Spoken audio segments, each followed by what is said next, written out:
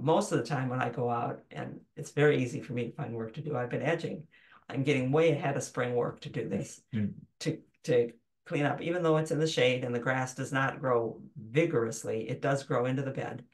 And so I need to clean up that edge to make sure that it doesn't, because it will keep growing. It will It keep will going. keep on During the growing. winter, it's gonna, if the ground's not frozen far enough for the roots are still going. Yeah, and if you're like me, And if you're like, remember, sorry, it's still green. It's photosynthesizing. it's growing. So is that golden Yep. feeding heart, and so is that The sweet woodruff. sweet woodruff. They're all growing. So I've been edging, which is basically cut, and I'm cutting along the same edge. You can see here where that tuft is in there, that I'm not enlarging the bed. That tuft grew into the bed, and so did all this this. overlap down here. So I'm just cutting along the same line that I've cut before, and then I take a fork and loosen it and take that out.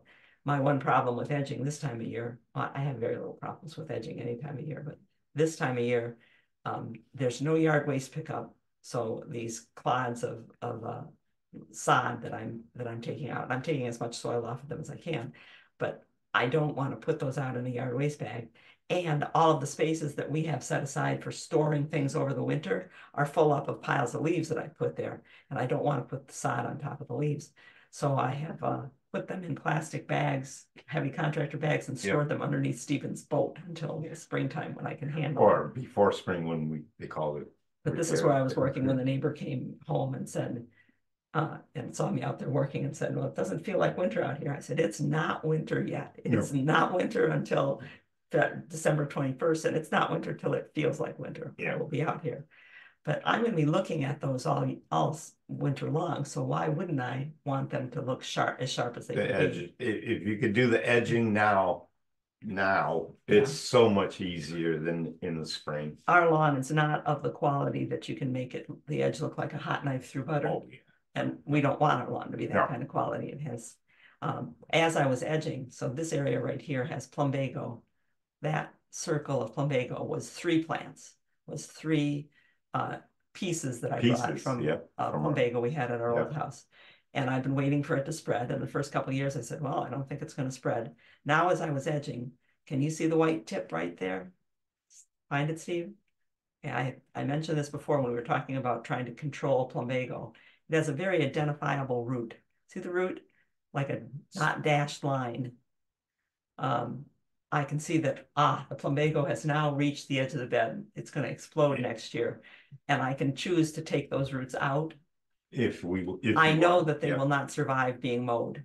No, plumbago will not. Not going to make it. But I could take them out. And this is a time of year when you can find the spread and keep them under control.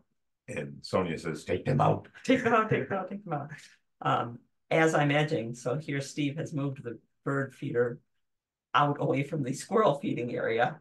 Which is just to the right there. And you cannot grow grass underneath a heavily used bird feeder. You can't do that. No. I've given up on that every place.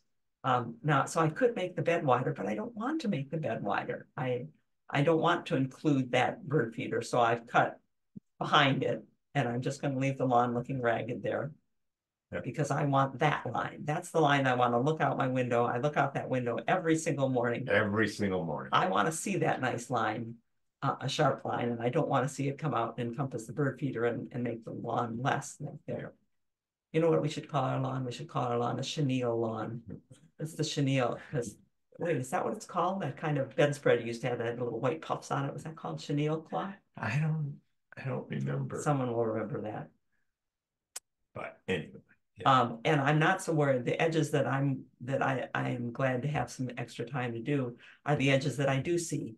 That edge to the left, in the wintertime, I'm not out there looking at that edge. So that edge can wait longer, but if I've got the time now, I'm doing it. And I was working over here. This is on the neighbor's side of our bed, and where I agreed to make a bed where they took out a juniper. As I came down the way, I was thinking that I got it under control. I found out that I had another job to do. Are there questions? I see the chat rolling by. No question. Not really. Oh, actually, was there? Hang on one second. Let me just scroll up. No, I think it was just the bees question. We're just talking about plumbago and what we're ignoring. Are the little puffs on the cloth, the little white? Yeah.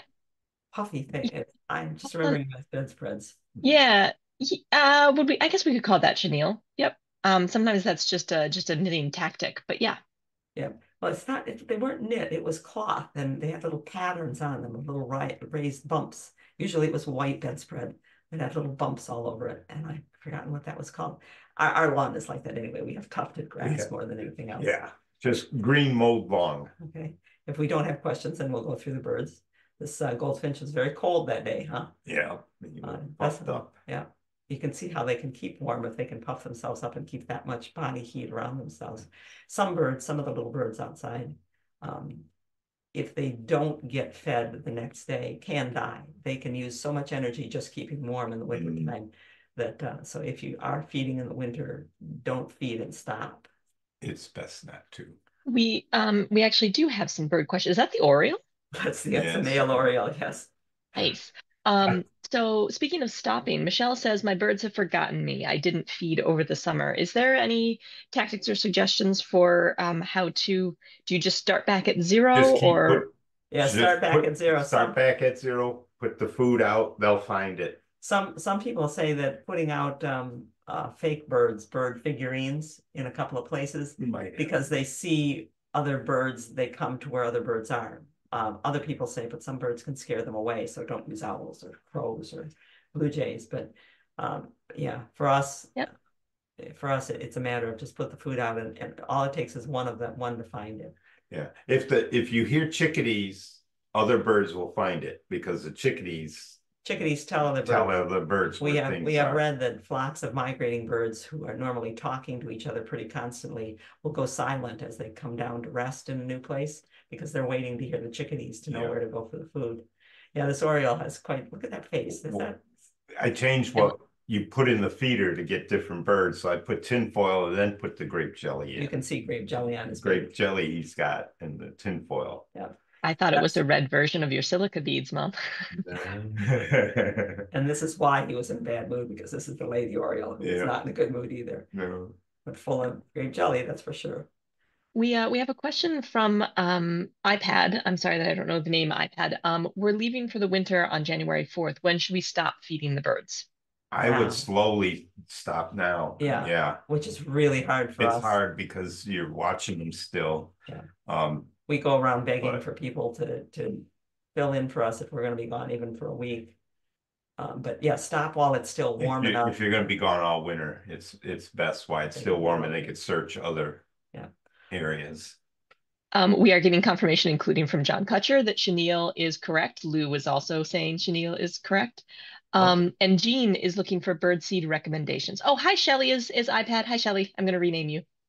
Oh, hi, Shelly. Okay.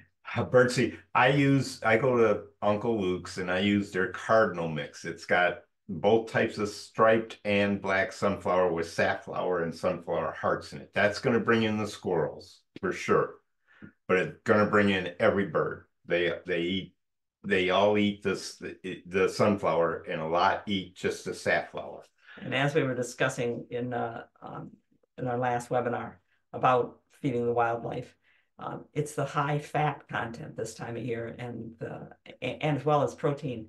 And the protein in the sunflower hearts is something like 15%, but the fat content is 30%. So they're all going for that because they need that. So I also have feeding tubes that I try to keep the squirrels off that have just sunflower hearts in them, and then another tube that has a finch food with 3 different types of seed in it that I try to keep the squirrels off of. Steve doesn't raise his voice very often, but if he's yelling, I know that he's yelling at a squirrel.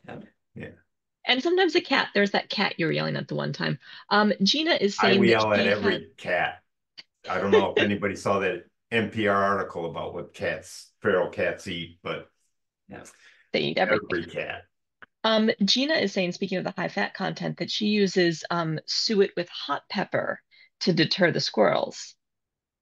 Because the birds don't have the taste receptors for capsaicin, the hotness in pepper, so you can use pepper, and then the squirrels won't get to it. And that's what I'm going to do with the suet now, because the squirrels get to every suet feeder no matter where I put it so far. The best suet feeders he's had so far have been the upside down ones, because it's harder for the squirrels to hang on to those. But he has seen a squirrel find a way to open it and walk away with the entire cake.